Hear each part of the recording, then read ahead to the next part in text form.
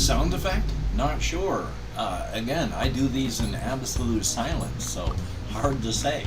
Howdy, howdy, howdy, nearly senior citizen here. Greetings, boys, girls, and all of our non-binary friends, and welcome to this, a brand new day. Oh boy, heat advisory today. We're gonna be hitting 100 and some odd, so yay! I got the fan on out in the hall, fan there, fan in my bedroom, blowing cool air out into the hallway to blow down this direction. I'm gonna have the fan in the door later on, so gonna die. Wonderful, wonderful heat. But anyway, good to see everybody, and I say that as I'm talking to a camera in a blank, empty room. I'm moving my arm around now because I need to move my arm around. It's use it or lose it. So I gotta use it or I'm gonna lose it. Problem is, using it also leads to muscle irritation, which leads to further losing it. It has been bad since Thursday and Friday. I have barely been able to do more than just gesture with this arm. I can barely lift and carry. I've had it's been bad. There has been electrical fire running through here. I have had spasms. It has been horrific. And I've got to box things up and carry things and move. I don't know how. Thumbs up. So it's been great. It is exceptionally painful even right now through here. I mean, it's up in the 4 to 6 range instead of the 1 to 3, so I still use it. I have to, again, use it or lose it. So it's been very painful. I've been trying my best to do stuff. I couldn't even record yesterday. I wanted to. The only things I could do yesterday, aside from just moving and editing and clicking on videos, were like the Bullet Heaven games, where I only have to use this hand for moving. So, thumbs up on that. Hopefully, it's not going to be horrific and then I can get the surgery after I move, but I'm not going to be able to move all of my stuff from up here to downstairs, so I got to talk to my sister about all this. Yay! I need to call her today. I've gotten my registration and stuff that I need to get like digitized and then sent to her, so hopefully I can get that done today. Executive dysfunction for the win. Itchy. It happens when you get older. Your skin gets itchy. Oh boy. You dry out, you get itchy. Past that though, not a whole lot has happened. It was just a lot of, I did my vlogging and then I relaxed until around noonish, and then I tried to get so that I could record something, and it never happened because I couldn't use this arm well enough to do so.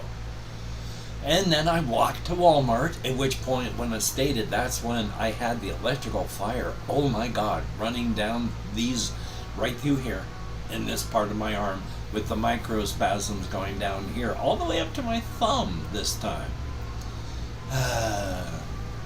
I did find out that you have 2 spots where your nerves come out of your neck, and I need to ask them about this because there's the upper nerve that comes out controls just your arm in general, and then the nerve below that comes out controls your hand.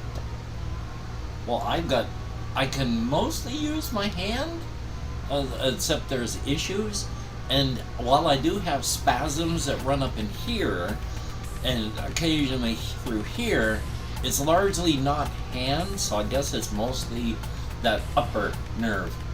But that's not the only place that I have the tightening up and all of my vertebrae. So yay, it's just these are the 2 spots that are bad right now that they can look at on the MRI and go, oh yeah, here's your problem. So thumbs up on that. Also, and this is going to be the longest one I'm going to talk about here before I try and jump onto other subjects, if I can think of any, because I don't really have anything over there.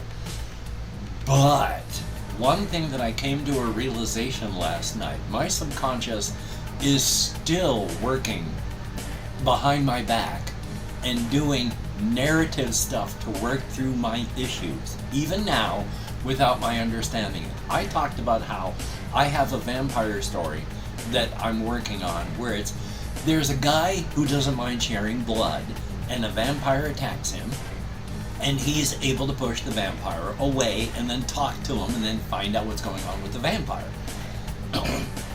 And so I thought it was just a goofy story about an unlikely friendship between this human being and this vampire who's lost their townhouse of 300 years. And as I was thinking about that, I started realizing this isn't really a goofy story about an unlikely friendship. That's there. There is comedy that can be mined, but it's not a comedy story like I had originally thought, because it started to be, I realized it was about the vampire. He lost his townhouse of 300 years. He's like a about 400-year-old vampire or something like that, or 300. There we go, 300. Had the townhouse for 300 years. The first 100 years, well, that was like, time has changed fast. We have gone like this at a flat line throughout history for tens of thousands of years. And in 1850, when we picked up rail, it went like this, because we had been using horse and cart for not tens of thousands, but for thousands upon thousands of years. And then rail, and things went like this. And then 100 years after that, we were on the moon.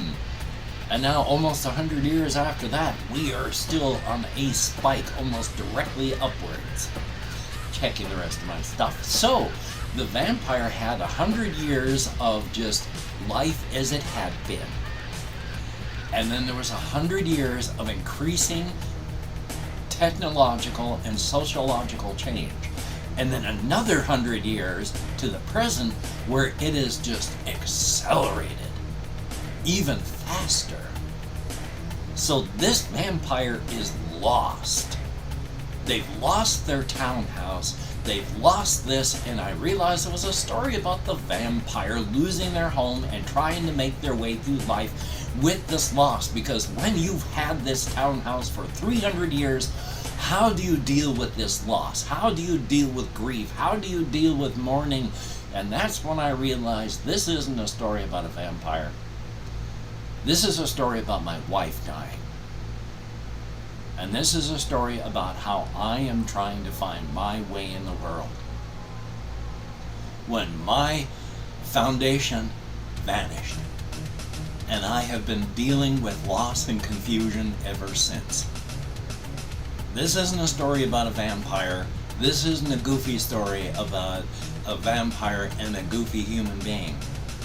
This is a story about my wife. And when I realized that, it was like, oh, you sneaky subconscious, you. So thumbs up on that. I still want to do something with the story. I want to work on the character and all of that, but at the same time, of course, I'm not quite sure where to go with it, but we shall see. Past that, though, I have just been trying to survive. Because of this going on, because of the heat I have had, and, well, not just this, but the housing situation, it has been hard to think and be creative, especially over the past couple of days. And today, with the heat advisory, it's going to be bad. So I'm going to try and be creative in the midst of all this, but who knows what's going to happen. Because it's going to be hot. Yay! And I have to go buy cat dirt. I should have got cat dirt yesterday, but I couldn't. I need to get it today, whether or not I can do anything with this side. So I got to drag my walker out, get to Safeway, and come back and change that cat box. And it's a heat advisory because it's, well, we're going to be hitting 100 and some. Which for a lot of the country, the United States, is, everybody's been dealing with that for some time. We have just been cooler of late. And I'm not quite sure why the Pacific Northwest here has been cooler lately.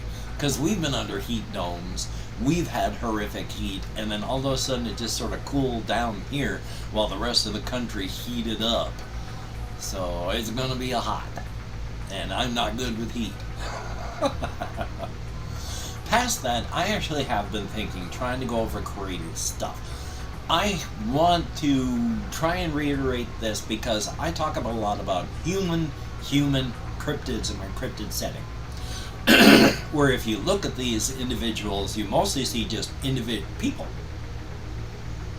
But that's because I am a person. I deal mostly with the humanoid stuff that's like people because I'm a people, and while I don't understand people, I'm closer to understanding my cryptids than people. So I talk about human cryptids. But in my cryptid setting, yeah, there's Mothman. Of course there's Mothman. Mothman does stuff. Are there Chupacabra? Of course there's Chupacabra. Is there the Loch Ness Monster? Of course there is. Every single cryptid that you can think of is present in the cryptid world. It's just that I deal with the human urban cryptids because that's, for me, the more interesting type of story. And yet at the same time, I have also talked about how there's, well, the two non-human cryptids that I've really talked about. Well, I mean, they're all non-human, they're cryptids, but there are, in Brookerton, about 80% of the population, of the cryptid population, is human. They look human, they act human, they don't necessarily interact with humans in a very pleasant or positive fashion, but they look human and they seem to act human. But that's only about 80% of the urban cryptid population.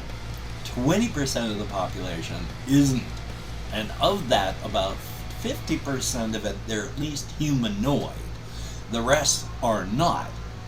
Like there is, I've talked about this snake cryptid who started off as a regular cryptid snake from the cryptid world. It was just a regular snake, just a cryptid snake made of cryptid material, living a snake life, you know, swimming around, looking at stuff, eating jungle pigs, lazing around in the sun, just being a snake, just in the cryptid world. And these three brothers captured this snake, and through their various things that they do with it, because there are dark carnivals, cryptid carnivals. Some of them are exceptionally dark, and they are not positive or good at all. Some of them are very, very positive experiences for normal human beings. Most of them fall somewhere in the middle. These three brothers were very bad. They wanted to have a display where they would just feed people to the snake. So you could buy a ticket where, well, there are two tickets to buy. You can buy the one ticket and you can watch this snake swallow whole an entire living human being, where it would take an hour for them to die inside of its stomach. And if you paid for the extra ticket, because they were torturing this thing by forcing it to swallow 4 human beings each day. It takes about a month to digest a jungle pig. Human beings are bigger than jungle pigs, and they're forcing that snake to eat 4 people every day. There's no time to digest a human being in that time. You are forcing a largely undigested human carcass throughout its digestive system. By the time this only partially digested human carcass gets squeezed at its back end, it's maybe 25-30% max digested, and it hurts. This snake hurts with all of this solid stuff moving through it when it shouldn't be. And it likes to eat jungle pigs. It knows that these people, these other animals that it's being forced to swallow whole as they scream in terror, and then screaming in terror and agony as they die in its stomach, it doesn't like this. It associates the terror of the human beings with the pain in its gut. So when it can, it eats the 3 brothers. When they have to make sure that they treat this thing perfectly every single time. It only needs them to make one mistake. They do. It eats them, converts into another actual Cryptid snake. So it's not just a cryptid snake, but it's a snake cryptid with human level intelligence. Started out 15 feet long. As they forced it and trained it to eat people, grew to about 30, converted into a cryptid snake after that, 60 foot long. Tarek is this snake in Brookerton. It is forced to eat people because that's the kind of cryptid it is. Once a month it has to swallow someone, and it hates that. All the associations of the terror and the pain, even though it's psychosomatic, whenever it swallows anyone, it is in pain for a full week. It hates even hurting people, but it's lonely, and it's trying to make friends. One friend that it has is Sanyo. Sanyo is a spider. The body is about the big of a golden retriever, which means the legs are freaking huge. This spider, too, is intelligent. Human intelligence. Very lonely. But it wants to make friends only when human beings freak out when it tries to make friends. It figures, oh my gosh, I've ruined their lives. The only thing I can do with all this trauma is web, bite, drain, eat, get rid of the remains. Tarek refuses to do that. If somebody just runs away when he reveals himself and wants a friend and talks to them, he lets them go. Sanyo would kill and eat them because of the mental trauma, and he doesn't want them to suffer. I'd rather suffer. But these are just two of the non-human cryptids that run around. And again, 20% of the population is non-human. 50% of those are completely non-humanoid. So there are a lot of non-human cryptids. It's just that as a human being, I think more like a regular human being than I do like an animal. So I tend to talk about the human cryptids. Whom again are they? All cryptids are large, desperately hungry creatures. They are desperately hungry for human flesh. But you have to act within your nature. And cryptids think that act within your nature is a cultural thing, because you are taught from the moment that you are born to the moment that you die, act within your nature, act within your nature, act within your nature. If you don't feel like eating a human being, then you are acting within your nature. If you don't, you're still desperately hungry for human meat, but you act within your nature. None of the cryptids know that this is not training. This is a genetic imperative. It is written into their DNA. You don't act outside your nature. And so, yeah, I almost forgot what I was talking about mid-sentence. So they are acting within their nature when they eat people, or acting within their nature when they want to, but don't. Especially since if you think and act against your nature, you start to feel physically ill, and you start to feel bad up here.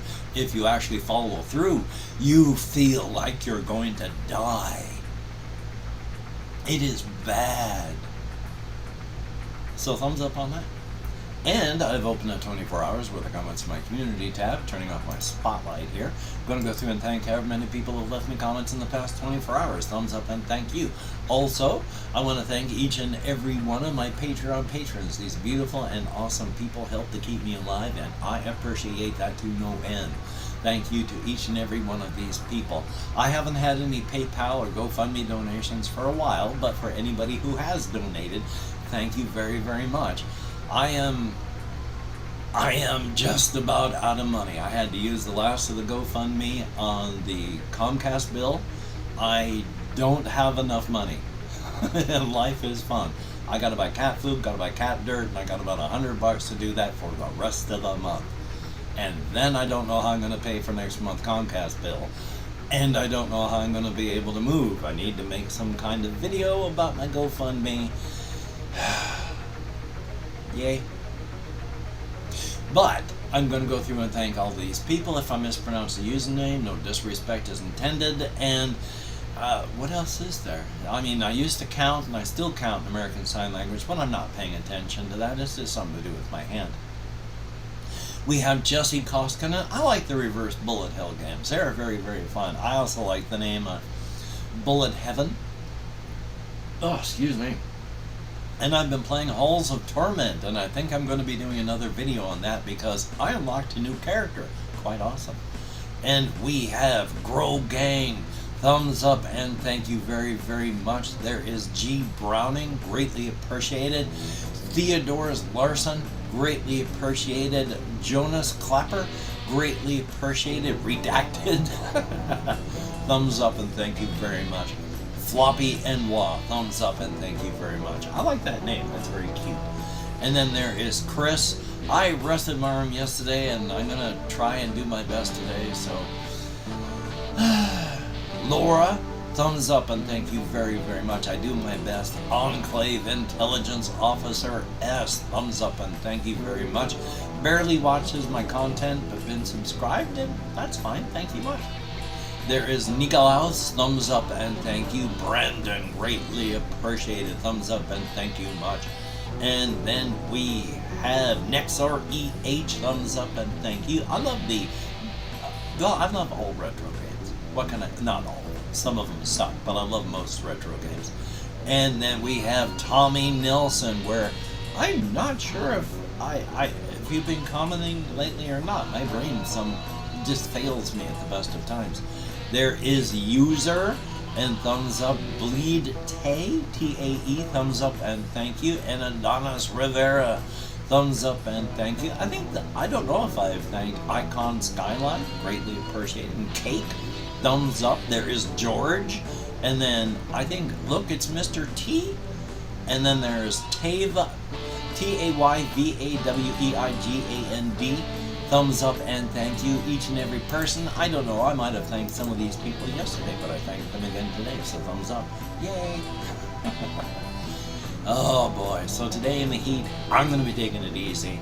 I gotta go walk east though, later tonight, to get cat dirt, and hopefully it's not going to be too horrific until then.